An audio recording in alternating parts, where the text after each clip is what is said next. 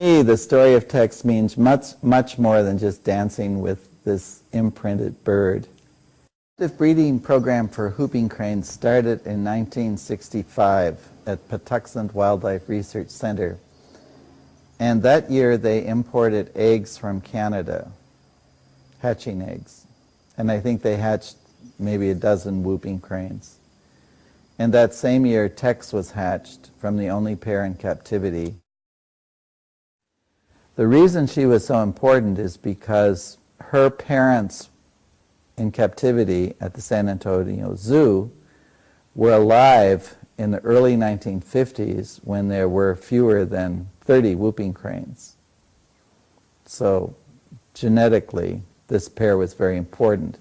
And they'd produced a number of eggs, more than 50 eggs, and some chicks had hatched, and they'd all had died in the pen because they didn't know how to breed whooping cranes at that time or look after them.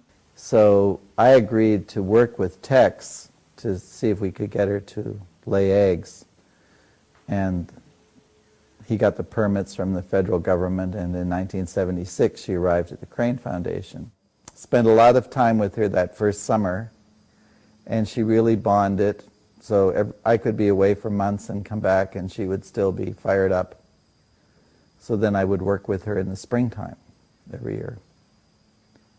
What daily life was like with Tex. I would arrive at her enclosure at about 5 o'clock in the morning before it was daylight and open the door, and we would walk together up to the top of the hill. And I would leap around doing deep knee bends and running with her, and it was actually quite exhausting. But it was sort of fun to wake up and to dance with a crane. All of Tex's eggs were deformed. They were sort of wrinkled on the pointed end, and including the egg that became Gee Whiz.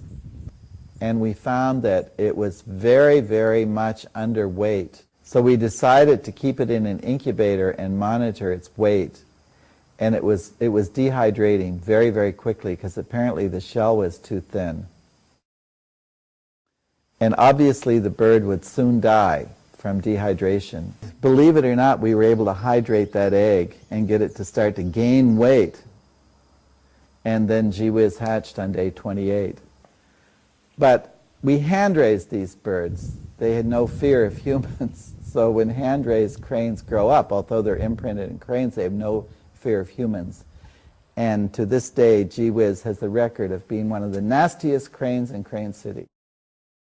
But we've produced a bunch of chicks from him, and he's well made it to his female whooping crane, unlike his mom. And I think very much that Tex was a metaphor for our whole effort here in helping the cranes of the world. That it's a roller coaster ride.